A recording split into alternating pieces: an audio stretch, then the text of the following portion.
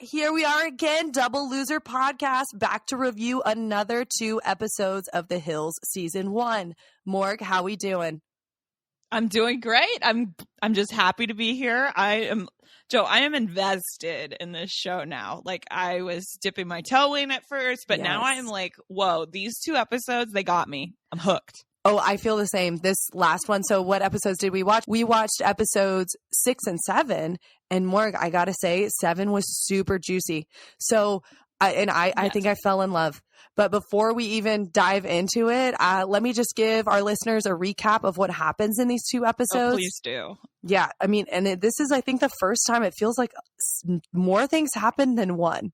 So might be a second. Yeah. Buckle up. Buckle up, y'all.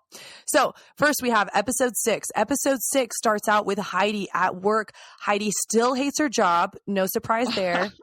Heidi gets called in by her boss who clearly doesn't like her. And he's like, hey, Heidi, you're going to start working the clubs. Dreams. Her dream's coming true. She's going to start working in the clubs. So, the issue is that he wants her to start on a Wednesday. Everything important happens on a Wednesday. And Wednesday also happens to be her 6-month anniversary with Jordan. Boo-hoo. Oh, no. I know. So things kind of go wrong there. We learn a lot about their relationship, seems on the rocks. And then Morg, on the flip side, we've got Lauren. Lauren is doing more things with Teen Vogue. Lauren is still, slacking in my opinion. Minimal things with Teen Vogue. Minimal. So Lauren works this fashion show. And that's really episode 6. Then episode 7, it is Christmas and New Year's, y'all. So we got a lot of gift giving between the boyfriends and the girlfriends. And then we got a New Year's party that goes wrong. And Lauren and Jason get into a huge fight. Great recap, Jo. I know. Am I missing anything? Well, you didn't miss anything, but you know who wasn't really present? Audrina is missing these 2 episodes. I mean, for the most part. So if you came to listen about her, she was absent these episodes. I forgot about her. Exactly. Did we really miss her? I don't know, all. But I just wanted to say, didn't see her once, and I felt like this show got juicier for it. And I totally agree. Like, it didn't even faze me that she was in it. But Morg, I gotta say, like, who was the shining star here? It was Whitney. Huge surprise, especially after last week where we said she offered nothing. I know. Morg, I feel really guilty because I was hating on her really hard. But, I mean, she really pulled through. I mean, they had a model who disappeared at this fashion show. And Whitney ends up, doing it. She ends up walking the fashion show. She really, turned out, in my opinion. I agree. This made me think, though, Morg. I told you who's my least favorite character, and I said it was Whitney, and I feel like I got to retract that. But do you have a least favorite character? Yeah, I have a least favorite right now, and it is definitely Brent, because Brent is Heidi's boss, for those of you who don't know who this minimal character is. And he just comes off like a dick, but I'm like living for his scenes, but he's a jerk. So he has to be my least favorite. Like, he's just like yelling from another room, like, Heidi, come here. And I'm like, what a lazy jerk. But also, like, I love him for it because I know Heidi is not good at her job. And I do think she needs to be like reprimanded a bit. And I feel like Brent is giving me that where nobody else is. So he's my least favorite. I agree. I mean, in my opinion, Brent is just doing what he has to do. But I agree, he is a jerk. So it's hard to love him. But it is nice to see someone putting Heidi in her place. But Morg, I feel like we haven't talked about his hair. I don't know why. You're right. I was just thinking about his hair and how it is the epitome of the swoop, I would call it. Like the swoopy bowl cut. The swoopy bowl. And it looks like, I could be wrong, but in my opinion, it kind of looks like he dyes it dark brown. It is like a very severe bowl swoop. Okay. Also, I mean, I think this is because I was like growing up in the 2000s, like I was, in high school, whatever. I just don't believe that haircut belongs on an adult man. And so probably because I was seeing like young guys with it growing up, but seeing it on an adult man is very like, I don't even know, like reactionary for me. I'm like, oh, that does not belong on you. Oh, I totally agree. It looks wrong. It just looks wrong. But it also, though, more he works at the night scene, though. I mean, of course, someone who's working at the night scene is going to try to look young. But yeah, in my opinion, it looks like, ooh, Brent. What's his name? Brent, that's right. Ooh, Brent. Who you trying to fool here? Like, I'm not buying it. Like, yeah, Brent, I feel like he looks like a guy who would like try to go undercover at a high school as a journalist. Like, you know, those movies. And that is like what, like this just adult man in child's clothes would be like that, like Brent. That's what he looks like to me. Oh my gosh. That sounds like a sketch, a comedy sketch where it's like, this guy's like trying to get in with the young people and they're like, bro, you're like 40. You know, it's like they see right through it. It's like, nah, and he's dude. like, no, man, I just hit puberty really young. Just look really old for my age. That's it. But he also like can't relate at all. No, Brent doesn't. And he doesn't try to either. Like, I feel like every time Heidi tries to somewhat bond with him, he's like, shut it down. No. Oh, yeah. He's got no patience for Heidi, which again is part of his charm, in my opinion. It's like, yeah. He is the one character who is not willing to give Heidi, well, I mean, and that other lady, the people really who work at Heidi's company are just not willing to give her the time of day, which, you know, she asked for it though. Yeah, it's a little contrast to Lauren's job, who I feel like they give her endless chances to just be a bad employee. At least at Heidi's job, I appreciate that they are showing their frustration early on. Right? It feels more realistic because, I mean, it's really hard to believe that these girls are like screwing up all the time and that like Lauren is just like, that's okay. So good. But let's start with Heidi has a 6-month anniversary, and this is apparently a huge milestone for her because this is her first relationship that has made it to 6 months. And are we surprised? Not at all. Like, I bet it's her first relationship, not even romantically, that's made it this long. It's just like ever. Like a relationship with a job, a relationship with a friend, a relationship with anything. This is the first time. Good point. So she doesn't really know what to do at this point. And that also becomes clear. Yeah. And I've thought for a moment in this episode, because while they're talking about this momentous 6-month anniversary, Lauren brings up the fact that when Jordan and Heidi started dating, he gave her like a bouquet of lilies. And I was like, oh my gosh, is Jordan a romantic? I wrote that down. Well, joke's on me because he is not a romantic after this episode. Oh, no, not at all. I feel like some things that come out of Jordan's mouth, you're just like, okay, what's your real motive here? But yeah, so, you know, the big conflict in Heidi's character arc this week is that her anniversary falls on a Wednesday, just like Jason's birthday the previous episode. Oh my gosh, I'm so sorry. 1 second. You're good. Somebody sent me lilies, Jo. How random. Oh my gosh, that is some crazy coincidence right there. Yes, some lilies just arrived at my door. Speak of the devil. That is wild. Okay, yes, but yeah, you were saying, Jo, Jordan really surprised us with not some great things that he said this episode. Yes, so he definitely did that. So it starts with their anniversary falls on a Wednesday, and that is the same day that Heidi is supposed to start working the clubs. So the first thing that jumped out to me, Morg, I don't know if this hit you the same way, but I do not understand why all of these important events always fall on a Wednesday and why nobody is ever willing to reschedule their celebrations. Okay, yes. So as we talked about last week on episodes 4 and 5, Jason's birthday was also on a Wednesday, and it was this huge travesty that Lauren had to work on a Wednesday. And I was like, everybody works on Wednesdays. All of us. We all work on Wednesdays. What are y'all talking about? Why are you having parties on Wednesday? Why is this a huge shocker? And then you know what? You got to turn around and work on Thursday too. Like, I think there's a reason most people celebrate on the weekend. Seriously. But that's why she wanted to work part-time, Jo. We got to remember where Heidi's at. You're right. I forget we're dealing with Heidi. You got to consider that. Because this is like, imagine getting your dream job, which she has said is to work in the clubs and to be on the night scene. And Brent is giving her big break. And then her response is, oh, this Wednesday? That's the best. Yeah, and she's like, so she doesn't ask Jordan if they can reschedule. She asks one of the ladies who is her bosses. She's like, oh, but is there any way that I can start on Saturday instead of Wednesday? It's just that it's my anniversary. And the lady, again, I love it, has no patience. And she's like, no, absolutely not. If you're going to work at the club, you got to start on Wednesday. I mean, she just shuts it down, and I loved it. Yeah, and it's the same lady from the office that was like, you got to put in your time. So they're shutting it down. They're not here for her crap. No, not at all. And I love it because, I mean, she needs this. She needs this. I don't know who has coddled Heidi her whole life, but it's enough.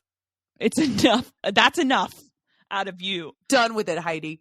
Well, and I feel like with their night out, so they still, because the clubs go late, I guess, because they still were able to go to dinner, Jo. That's the thing. They still were able to go to dinner, and it was still this big part of the plot of this episode being that she had to go to dinner and then rush to work. And then not only that, once she's at work, she literally is not doing her job and goes into the club and finds Jordan. Yeah, that was really confusing because it was right after the lady who told her absolutely not. And then Heidi said something like to the effect of, but then after I'm done working, can I go to the club? And she's like, your job's over when the club shut down. So it was very confusing to see Heidi in the club seated, hanging out with her boyfriend and Brian. Yeah, his roommate. And just immediately they cut to her coworker who is like, where is Heidi? And it's like, no way, Heidi, are you inside sitting around and talking to your boyfriend? And she literally says to Brian and Jordan, she's like, I think we're almost done. I was like, you just got here. And also how great her coworker was intense. Like, that is not the coworker that I would want to piss off, because that lady was like, no, you cannot do that. No, you need to stand here. Where is Heidi? And I was like, that's the last lady I would want to anger. Yeah, I think at one point she even said, I'm going to have an effing cow. And I was like, oh my God, I would run back to do whatever that woman told me to do. I would definitely not be seated in the club hanging out. But Heidi don't care. Of course, Heidi doesn't care. We could all learn from Heidi. Just care less, y'all. But Jo, the drama that really, shakes things up for the anniversary is her ex-date is also at this club. I love that, because I was really confused when I saw ex-date flash up on the screen, and I was like, what does this mean? I mean, which they go into detail on, and it is literally just that. She went on one date with him. Heidi went on one date with this man once. Yes, and he just says hello. And imagine your boyfriend getting as angry as Jordan does about a man saying hello to you that you went on a date once. That was very confusing. And I felt like he was not making any good points. He was not being rational at all. And Brian was just stoking the fire over there. Yeah, I was like, Brian, you're not, like, this is not the moment to hype up Jordan. He's already clearly an unstable man. And he's like, listen, why would that guy would that guy come over here? It's like, he saw somebody he knew. He said hello. He was being friendly. And then Brian is like, literally, man, like, what the heck? And I was just like, whoa, unnecessary hype up, Brian. We don't need to get Jordan wrapped in around the axle here. Right? He's like, girls are too nice. You need to just go tell that man to get out of here. I was like, why? He said hello and then he left. Like, the ex-date was so innocent. And I mean, like, I wonder what the ex-date is thinking. He has no idea he sparked this whole conflict. Oh my gosh, yes. And the conflict really continued all night. Like, cut to Heidi telling her coworkers about it. Cut to them in the car. Oh my God, Jo, it made me so mad because when they're like fighting in the car after this whole night, Jordan like taps her on the face and he's to Heidi and he's like, you're not listening. And I was like, oh, I do not appreciate this scene, Jordan. I thought you were nice for half a second buying lilies. Now I think you're a huge jerk. And he's like, you're not listening. You drive me crazy. And I was just like, whoa. Yeah, we definitely saw a side to Jordan that was not cool. And I will say, like, Jordan, I don't know in what world you think tapping on someone's face is going to make them listen. But the moment you put your hands on my face, I am, like, not listening to you at all. Beast mode. Yes, beast. I'm about to turn into the Hulk. Yeah. I don't know what I'd do, but I definitely think I would freak out if that happened. Yeah. I mean, and Heidi just takes it, basically. She just like sits there and is like, okay, Jordan. Okay, Jordan wasn't like that, Jordan. Well, and when she's talking to her coworkers, they're like, oh my God, is he really jealous? Like, that's a bad quality. And she's like, well, I am too. And I was like, Heidi, of course you are. Of course you're like, well, this is what gives us fire in our relationship. That's what creates the passion. Yeah, Morg. So I don't have high hopes for this relationship. I feel like it's not going to last much longer than 6 months. But yeah, and nor should it, because really, I'm not seeing anything positive come out of this. I'm not seeing, I'm not seeing happiness for Heidi or for Jordan. No, and nor is this the first fight we've seen. I mean, they were fighting in the very first episode too. Yes. And but I do love how she ends the fight, or at least what we see of the fight. And she's just like, happy anniversary, Jordan. Like, okay, the most passive aggressive, like, yes, this was great. And we deserve to each other for 6 months. I like that. I'm going to steal that line when I'm annoyed. I'm just going to be like, enjoy your dinner. This was so good. It's, what was it? The dinner? Greasy. It's greasy. It's greasy. Thanks so much for dinner. Yeah, it's like, wow, you really know how to be passive aggressive. But what else could we expect from Heidi, really? Nothing. This was Typical. It. Like, I'm not surprised at all. So with that whole synopsis, meanwhile, there's also Lauren's job and drama, of course, with Jason after the birthday incident. So you mentioned in your synopsis of the episode, the Teen Vogue fashion show. That is really Lauren's storyline this episode. But it really starts off her storyline with Jason coming to apologize for his behavior at his birthday dinner that we discussed last week. Except he never apologizes. He just tells her, don't be sad, multiple times, which annoys me to no end. Oh my gosh, Morg. I didn't even like catch that. Like, whoa, was I sleeping or was he that charming? Like, I didn't even connect with that he never chin strap. Yeah, the chin strap. Well, I might have been distracted because I don't know if you noticed in these episodes, he goes from like having a chin strap to not having a chin strap to like having some like 5 o'clock shadow to then having a chin strap again. So I don't know. You're right. I probably wasn't listening to Jason. I was probably just noticing his horrible facial hair. Yes, but he comes by, and at least I can give them credit for acknowledging the horrible part of their relationship on his birthday night. Mm-hmm. So he comes to Lauren, says, don't be sad multiple times, and then like sends her off to her job. But it just really frustrated me because I'm like, Lauren, we have to stop being meek to horrible men. Mm-hmm. We have to be like, I'm not sad. I'm really frustrated. Or say your piece, Lauren. Yeah, don't just stand there and look pouty. Not right now. She has not risen to that occasion yet, but I've still got hopes, Jo. Same. I believe in our girl. She's our protagonist. She's gotta. But we do then go into Teen Vogue after the fake apology, and they are doing a punk 70s themed runway show. Love the made up combination that they just were like, we're putting two things together and it is fashion. Whatever they produced at the fashion show was not at all what I was expecting punk plus the 70s to look like. It was neither to me. It was striped. It was like nautical. It was nautical meets flight attendant throat scarves. You're right. The throat scarves were really flight attendant like. Yes. Delta Airlines. Yes, it felt very Delta with the denim blazers. There was a lot of denim blazers being rocked. Well, they did like denim. The like lady on the first day that dressed Lauren put her in a denim jacket as well. Yes, and they were working with a jeans company, so I'm sure that was a requirement. But I mean, and Whitney's addicted to jeans, so I'm sure Whitney was in heaven for this. I definitely felt that the show was lacking in what they said their theme was once we got to it. But Lauren was missing a lot of opportunities to once again do really more than the minimum at her job. Did she even do the minimum? No, she's late to the day of, or is it the day or the prep day? It's the prep day. And this is right after Whitney fills her in and tells her they have so much work to do. And then Lauren's running late. Whitney calls her and is like, where are you? And then Lauren's like, it's going to be fine. I'll be there in like 5 minutes. And she's real casual about it, which I found really annoying because, I mean, I guess it's a personality thing. I would be flipping out if I had this like, I'm so sorry. I'm so sorry. Yeah, she's like way too casual about it. Yeah, she's like, what's going to happen in 5 minutes? Yeah, which, I mean, again, maybe I need to adopt more of this attitude because I can get myself so stressed out when I'm running late. And in my mind, I know that it's ridiculous because either way, I'm going to be 5 minutes late. So it's probably not worth it for me to get super stressed about. But at the same time, I think it's good to show some like remorse or like show something when you arrive late instead of just being like, hey, I'm here.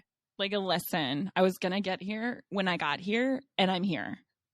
So what are we doing? I completely agree. It like shows, what is the word? Empathy, Jo? Yes. I feel like that's what we're going for here. People love when you show empathy, and these people do not. LA, missing empathy. We need to inject it into these people. Hate work and have no empathy. Yes, and like you mentioned at the top, Whitney shines here because she is taking on responsibility. I am seeing her grow as a person in this show. She is working hard. You can tell she knows at least somewhat what she's talking about. She's like, you're going to be the Polaroid girl. You know, she's taking some leadership. I was like, yeah, whoa, she's shining. She got some hustle. She was working the whole time. And Yes. She was like, it looked like she was probably early. Like Lauren's 5 minutes late and Whitney's already like deep into her task. Yes. And Whitney is like, what was it that she said? She's like, oh, I totally blanked. But I just felt like Whitney was really saving the moment and showing everyone how interns can act at Teen Vogue. Maybe she actually earned her job and wasn't given it to her. Yeah, I don't know, but I do feel like, man, Whitney like showed me a very amazing side because, I mean, she was hustling Morg, and then something goes wrong at this fashion show. We lost a model. She never shows. Jessica Was missing. Where did she go? This was critical. They made it very clear for us in the episode that Jessica being missing was a big deal. I mean, this was like the climax of the show was like, where's Jessica? We've got that action rising. Like, I mean, it was crazy, Morg. So Jessica was not there. Where do we think Jessica was? Probably Jessica was like, I don't know. I could just imagine random tangent, but I used to do like weird like modeling opportunities for hair shows. Mm-hmm. Nothing too exciting, but they would like dye my hair on a stage or whatnot. But they would like pick these models like 2 days before, probably at that prep day when they were doing the Polaroids that we saw. Oh. And I have to say, like, these people are not committed to these things. Like, I was also like, I'm just doing this for extra cash, y'all. So if something else comes up, I just... You know, people drop. So I was wondering if it was just kind of like that. Like people would just be like, I'm just not going to come if like they don't, because you wouldn't find out how much you're going to make either until after you say you'll be there for the day. So sometimes people would just like commit so that it could hear the price and then they'd go to other, because I'm not explaining this well, but normally these hair shows, at least the ones I would do, would like have like a bunch of salons doing stuff at the same time, and you'd apply to like multiple of them, and then you just take the one with the highest rate. So I feel like models do that too, where they're just like, I'm going to go audition all day and then like go to whatever's going to pay me the most. Oh, interesting. Maybe that's what Jessica's up to. Yeah, maybe Jessica was like I found a better offer. Okay, not what I was thinking. I just saw Jessica like had a brain fart and was just like, oh crap. She's like out at the bar with her friends and she's like, oh my gosh, I'm supposed to be walking for Teen Vogue right now. Well, yeah, Teen Vogue is definitely more established than the stuff I was doing, but I could definitely see also like just like someone, you know, LA Jo modeling who's just like, we saw a model last week on the show that Audrina went on a date with. We know they're not that committed to doing work. And we know that nobody in LA is really big into working more than part-time. So maybe she'd already met her hours for the week. Yes, her minimum hours had been exceeded. Oh my gosh, she had to sit by the pool. Yes, but well, who should just rise to the occasion? Your least favorite character, Whitney. She's not my least favorite anymore. She's one of my new... She's exited her title. Yeah, Morg, after this episode, just what you were saying. She's really graduation. So Whitney, I apologize. I judged you too soon. But you could always go back. Yeah, so be careful, keep Whitney. yourself in check. So she gets asked by Blaine and Lisa, the bosses of the Teen Vogue interns, to walk. Oh my gosh. And as we said, what a dream for Whitney, because she's going to be covered in denim. Addiction overload. So at first though, I did write down that she looked like she wasn't excited. I was like, is Whitney excited about this, or is she scared, or what is happening here? Her face was very much like confused. She looked nervous, but I was proud of my girl Whitney. No, she went from being my least favorite to being my girl. She did good. So that's what I mean. She was super impressive, because I think I would have been a basket case if someone was like, no, you're going to go out there and walk. I'd be like not looking as calm as she was. No, and she just took it with stride. And Lauren, doing no work whatsoever, looked like a hot mess. She's got her headset half off her head, and she's like, follow the person in front of you. Ah! Like, she's kind of just like running around. I was like, uh-oh. It is very apparent that Lauren doesn't know what she's doing, and she's just like doing like half a job to try and she's not trying all that hard. It's like, remember who's in front of you. There's no like, okay, Jessica, Jessica's not here. Tom, you should be behind Whitney. Okay, and Whitney, you should be behind Rebecca. Like, I mean, there's none of that. It's just like, remember who you follow. Yeah, because she has no idea. She's probably like, I have no idea who you follow, but you remember who you follow. That's not my job. Oh my gosh. Well, but I think we did then see the fashion show itself. Whitney rocked it. The outfits did not rock, as we said. They looked terrible. Flight attendant, nautical chic. Yes, it was not the 70s punk vibe I was looking for. But I did want to ask you, what two things would you mesh together, Jo, for your fashion show that are just like, these don't make sense together, but it's fashion, darling? Oh my gosh, yes, Morg. Yes. Well, I guess kind of sticking with my the mid 2000s, early 2000s, not mid. I feel like I'd gotta go for emo meets preppy. So we'd be wearing the bright wide headbands like Lauren wears, but in bubblegum pink. But you'd have the the Brent bowl black swooped. And you'd be wearing safety pins in your Converse, but you'd also be wearing a pink polo. And then a Hot Topic skirt. I don't know. Maybe this has already been done, but I just feel the vibes that the Hills is giving off, I gotta give a nod to the early 2000s. What would you do? Oh my gosh. Okay. I was totally removing myself from the 2000s. I wasn't trying to be fashionable. I was just going to go with two things that totally don't make sense to me, but I would put them together. And I was models with, I feel something that's very textured. I was like, what is the word I'm trying? Something very textured, dripping down the models as they're wearing the clothes. The clothes were less important to me than this mesh up that I was trying to do. Yes. And then they all have feather fans that they are unveiling their outfits with. Very Las Vegas style, but then the feathers get stuck to them in their honey as they walk down the aisle.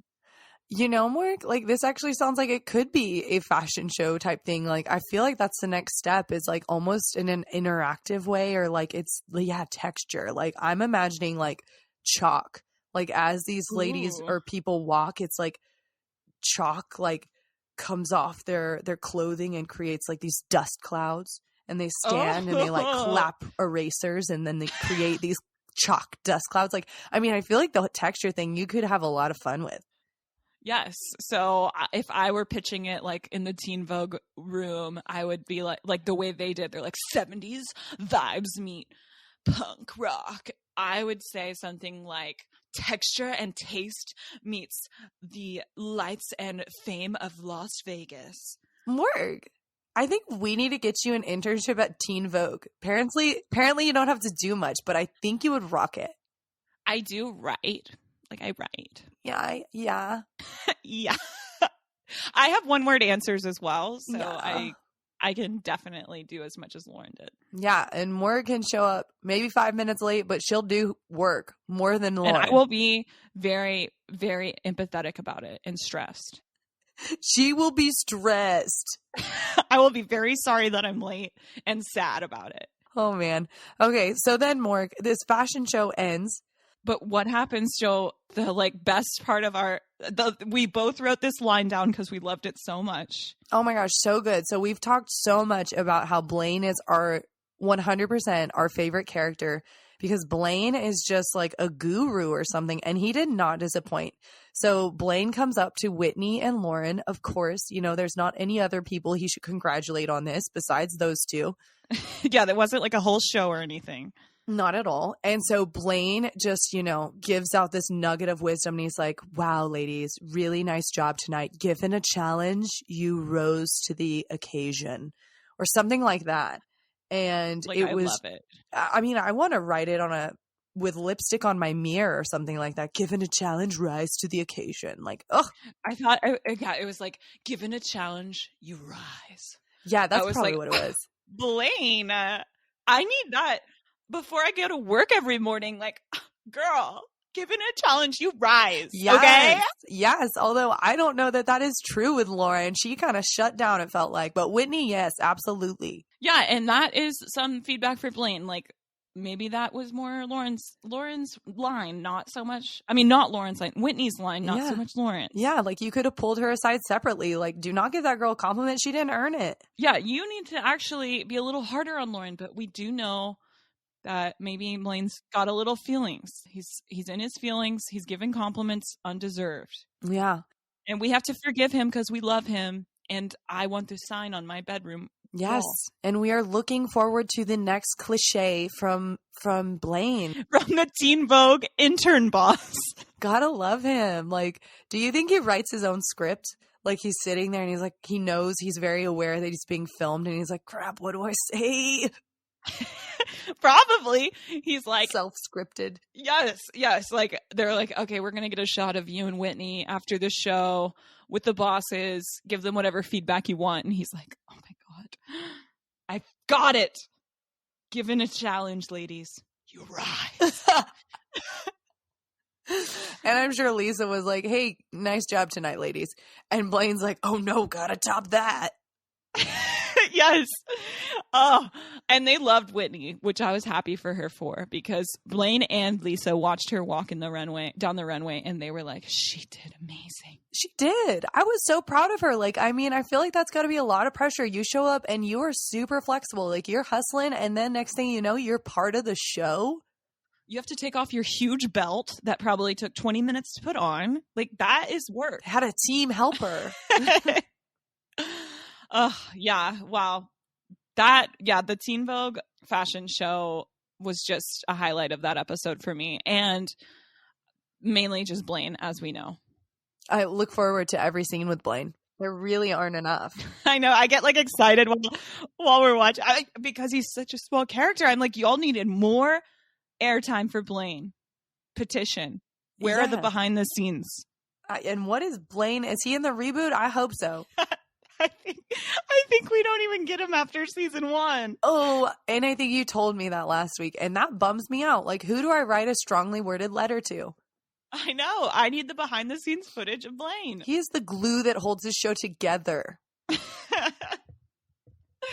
Oh, but now, Joe, it was hard for me to watch the next episode at this point in the year because I guess it is when they filmed it was Christmas time. So it was kind of weird to watch this next one at this time, but still very juicy. Yes. And I gotta be honest, I think part of the problem is that it's LA, so it didn't really look like Christmas time, but I was very confused in the opening scene. It was like Jordan and what's her name at a jewelry store. But I mean, anyways. Yeah, Jordan and Lauren shopping together also was weird. Yeah, it was that's what I mean. It was so confusing. Like, it took me 5 minutes to kind of almost orient myself. Yeah, am I watching a different show now? Yeah, like, wait a second. Did I skip an episode that explains why these two are together at a jewelry store? They were figuring out reality TV in 2006, Joe. Yes, they were. So, anyways, so they go to a jewelry store. I keep saying shore. They go to a jewelry store. And then, so they're shopping for something for Jason. We'll get into that later. But then after that, Morg, they're all decorating their Christmas tree. And it's Lauren, Jason, Jordan, apparently Lauren, Jordan, the new besties, and Heidi. And everyone is working to set up this tree except who? You guessed it. Heidi. Heidi's just sitting on the couch having like hot cocoa or something, Morg.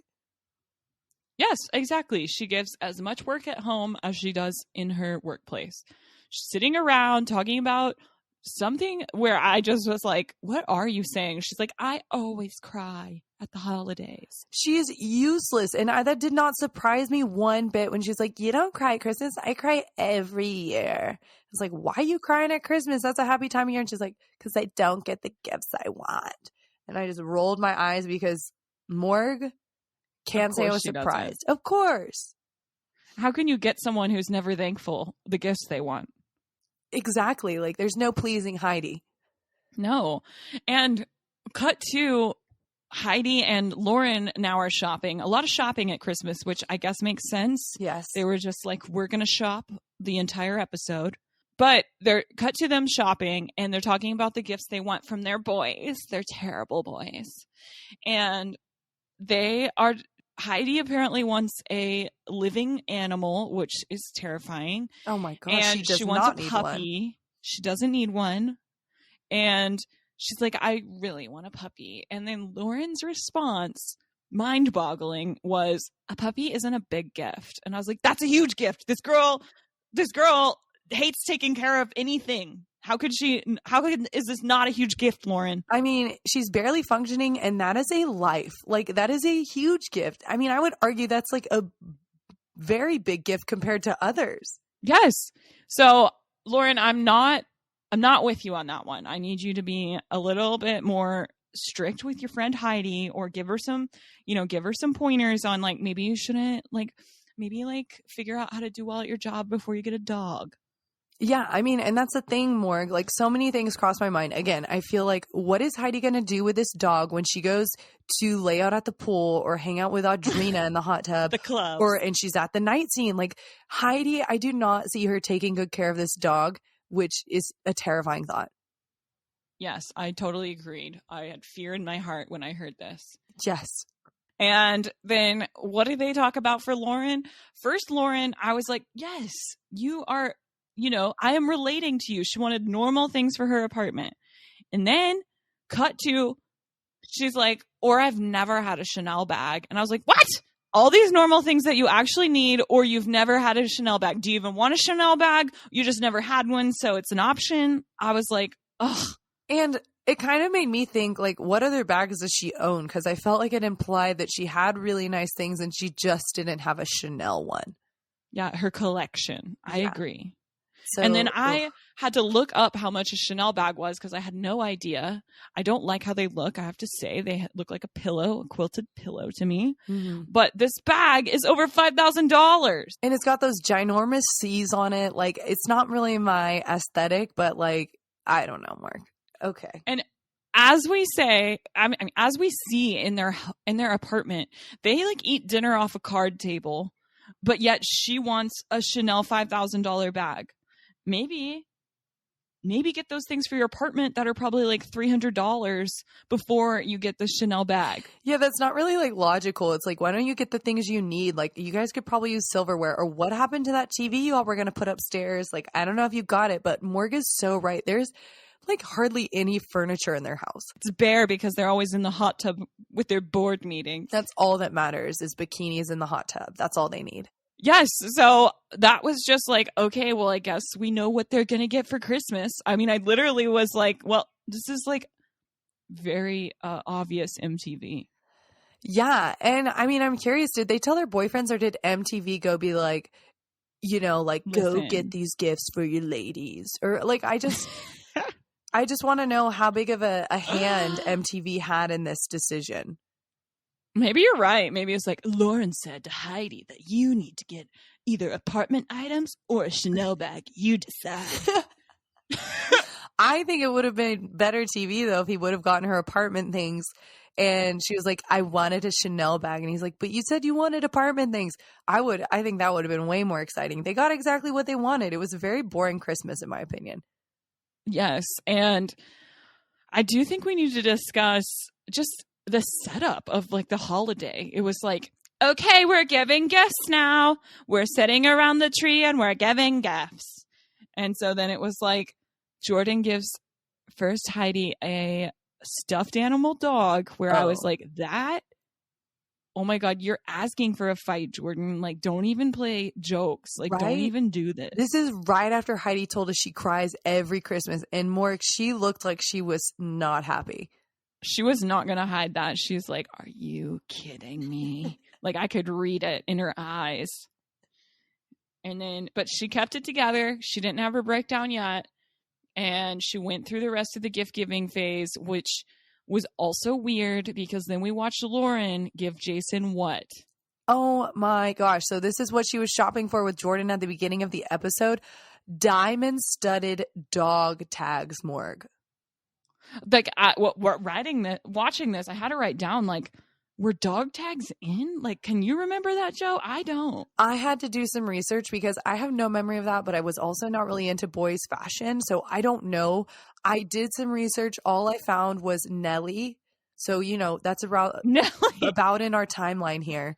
And he was wearing dog tags, but I didn't find anything besides that. Although I do feel like dog tags, I could see them really complimenting Ed Hardy, which we know Jason loves. Oh, yeah, maybe it's because I wasn't friends with anyone who would have worn Ed Hardy. So I just like didn't know that was like, that is the man jewelry you get for the man who loves Ed Hardy. Oh, it was horrible. And she designed them herself. Like, again, all I can think at this point is like, how much money do these people have? Like, I would never think to buy gifts like this. I would never in a million years get diamond encrusted dog tags.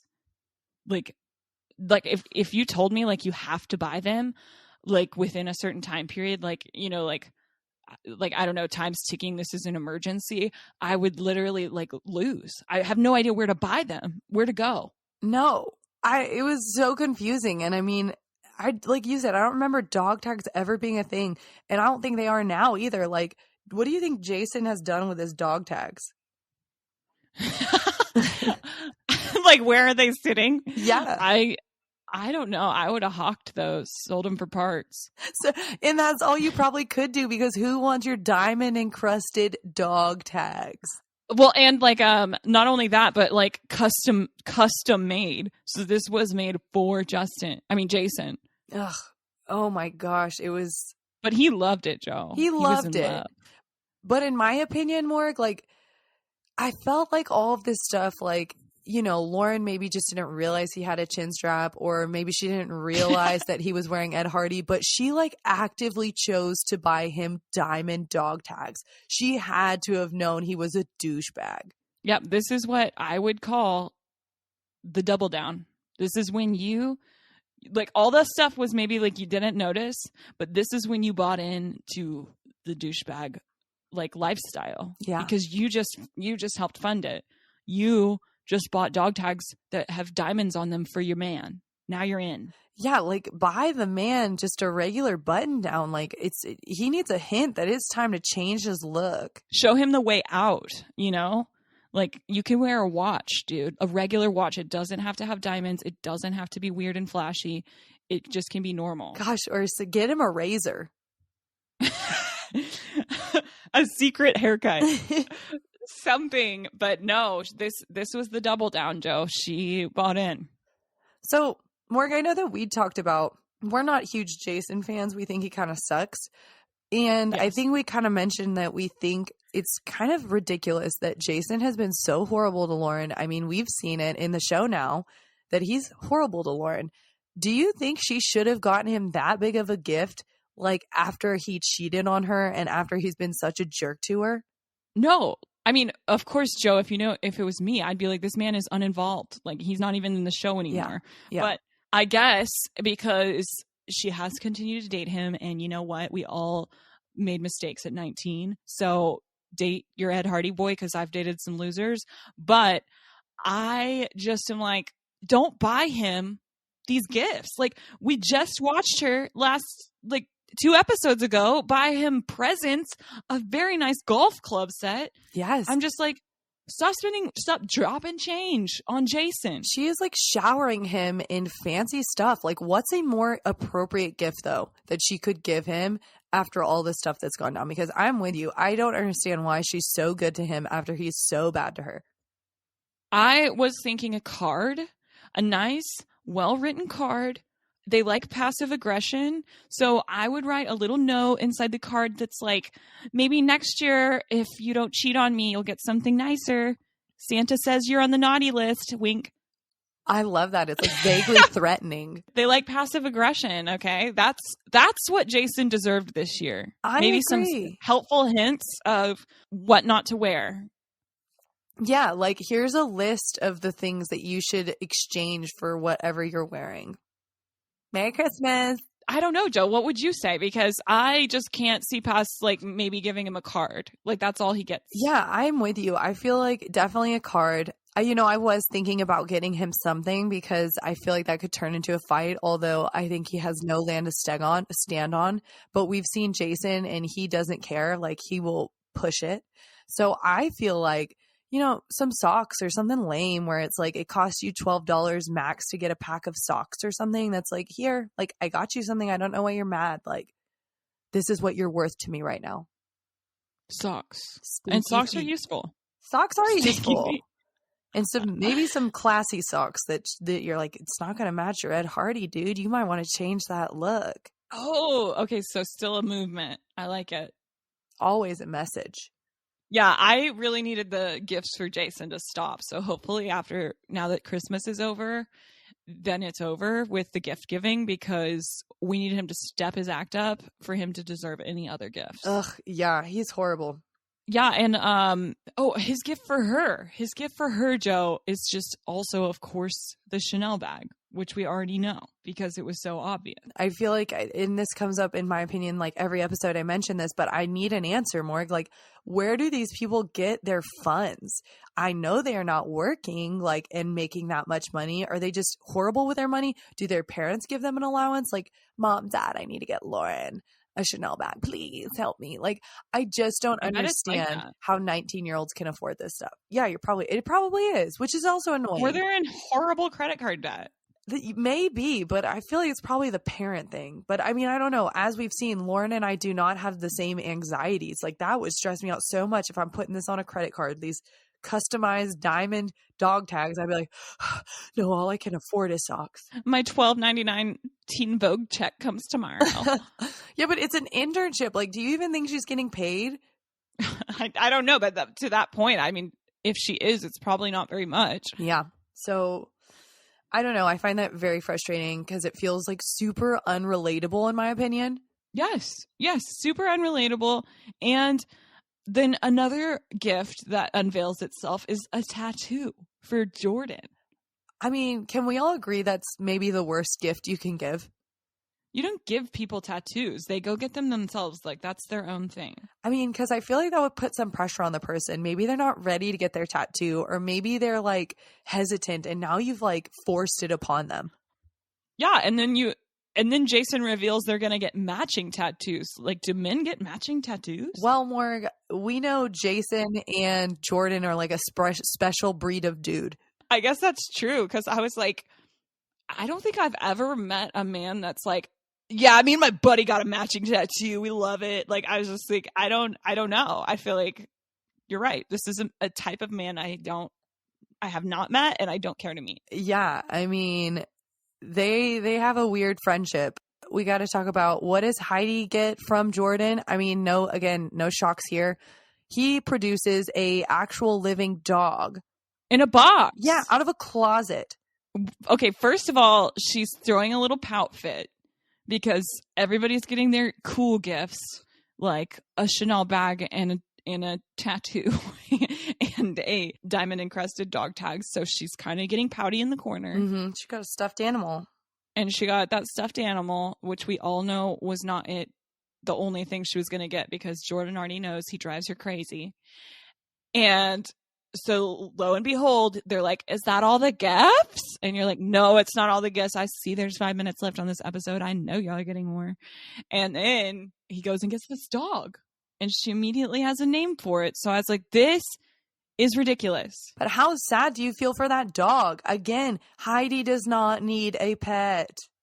No. And nobody needed to keep that pet in the closet. No. Yeah, no, that felt very cruel just for your, like, big reveal. Unveiling. Yeah, it's a puppy, dude. It's a baby puppy sitting in the closet. I know. But so the dog's name is Bella, and I have a feeling Bella's going to be like Blaine. I don't know if we're going to see her again after season 1 with no explanation.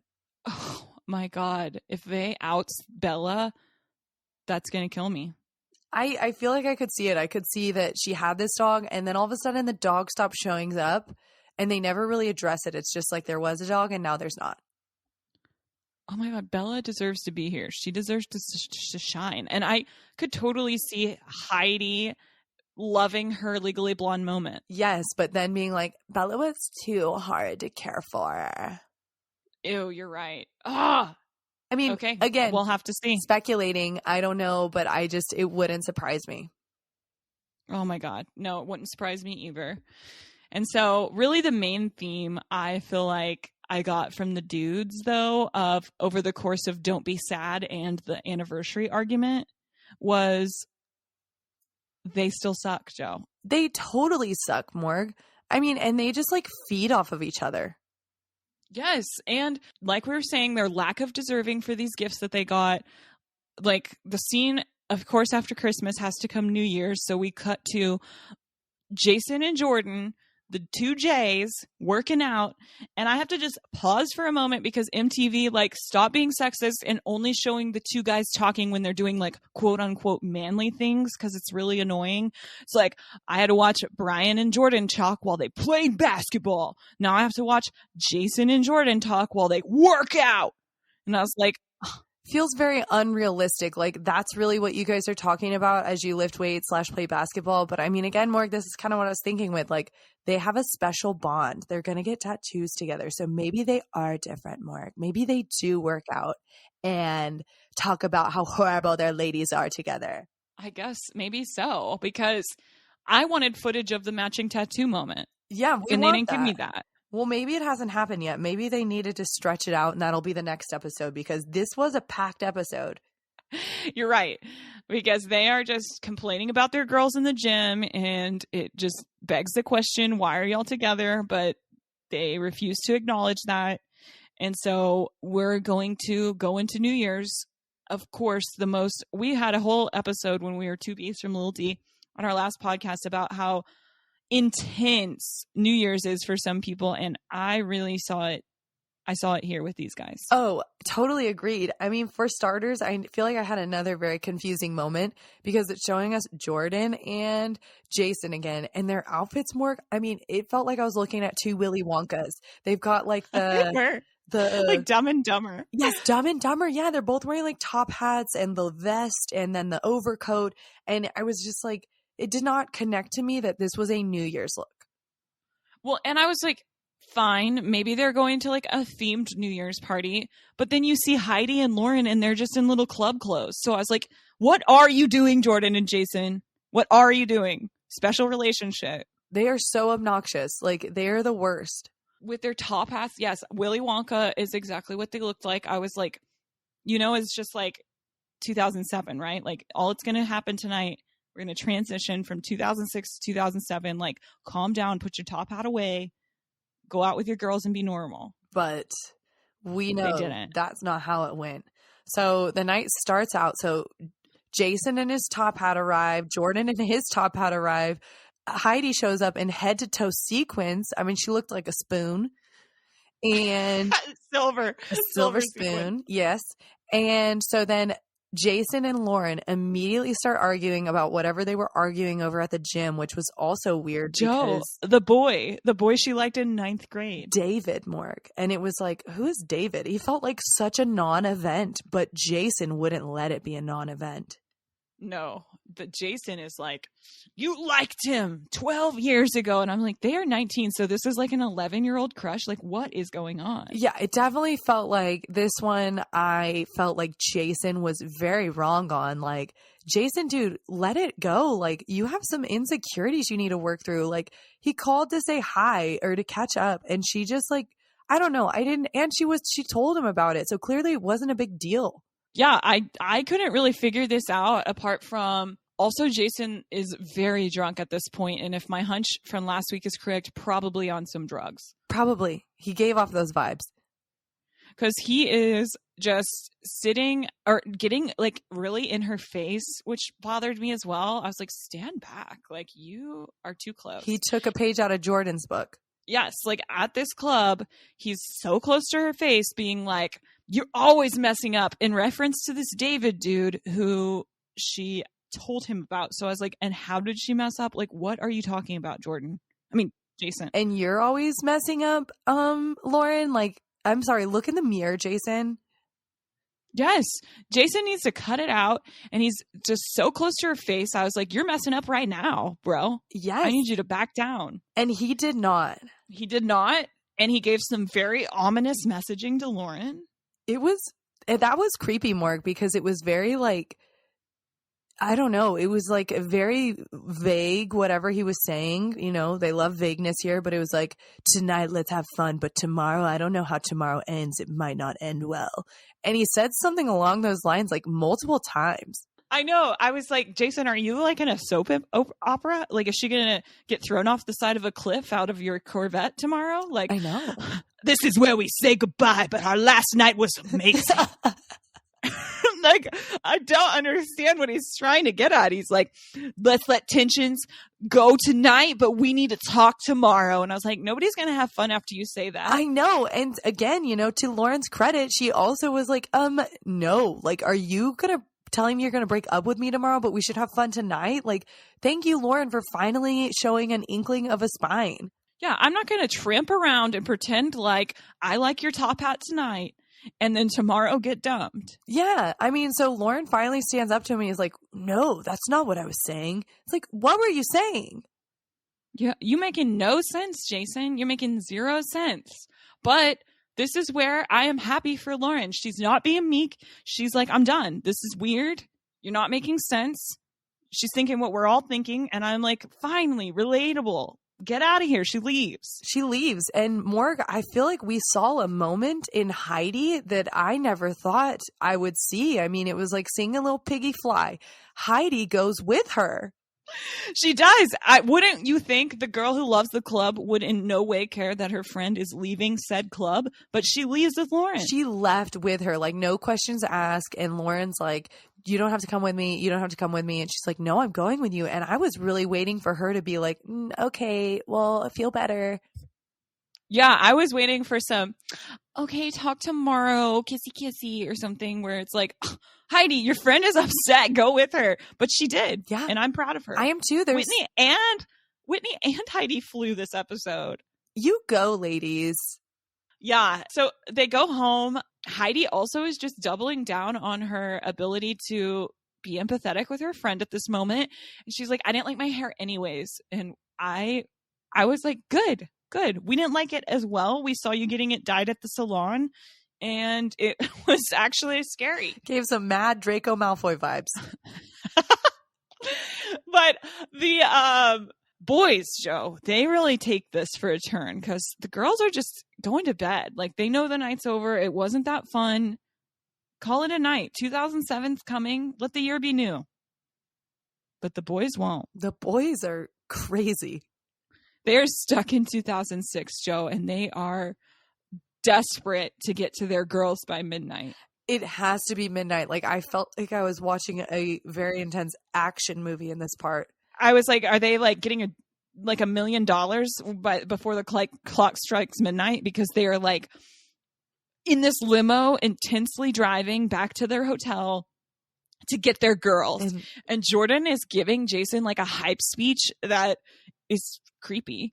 And Jason is holding a bouquet of roses that we don't know where he got them from. And I was just like, whoa, stakes are high. It's still in his top hat and in the other hand, a cigarette. Oh yeah. Smoking in a limo. I was like, that's a $5,000 fine. Chanel bag. Yeah, this just confirmed Jason is a trash person. Yes, and Jordan is like, we gotta get our girls. And I was like, Jordan, are you in a fight with Heidi as well? Like, did that just happen off the scene? Because they're both like, man, gotta make it by midnight. I gotta get her back. And I was just like, whoa, I think it's all good to call it quits tonight. Y'all aren't in a good headspace, you especially. Smoking cigarettes inside a limo, it already tells me you're making mistakes. Yeah, but they really needed, as we were saying, New Year's is intense for these people. They really needed that New Year's kiss. And I think the girls even made a comment about like getting a New Year's kiss too. Like everyone needed a kiss in this episode. And so they are driving, and then the most like intense phone call occurs between Jason and Lauren, where he calls her and he's like, you know, driving up to the hotel, and he's like, I need you to come downstairs now. And like flashing across the screen is like 11:59. And I was like, oh my God, like what? And it's like, I'm not coming downstairs. And he's like, I need you to come downstairs. Just do it. And I was like, I don't like how he's talking to her. Do not go downstairs. But of course she does. Yeah, of course she does, Morg, because she is like, just, Jason is her kryptonite.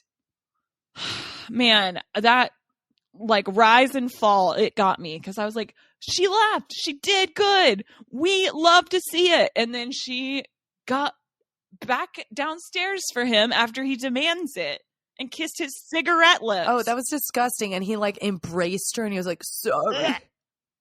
I'm sorry. He didn't say for what. So again, she should have used his lines on him. We'll talk about this tomorrow. I can't guarantee it will end well. Yeah, come on, Lauren. That would have been the perfect moment.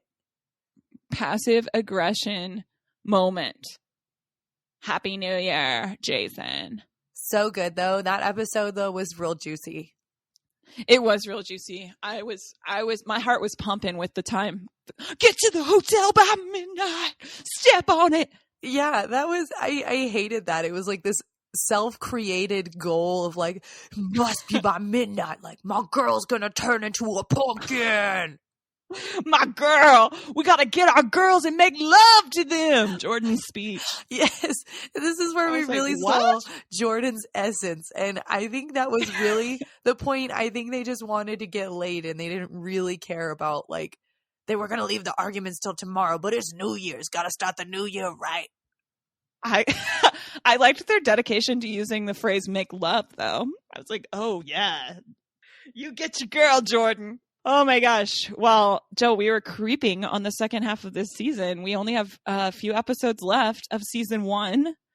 So I am excited though with this episode really left me with a cliffhanger for the first time. I feel like a lot of times I was like, okay, I could have stopped here.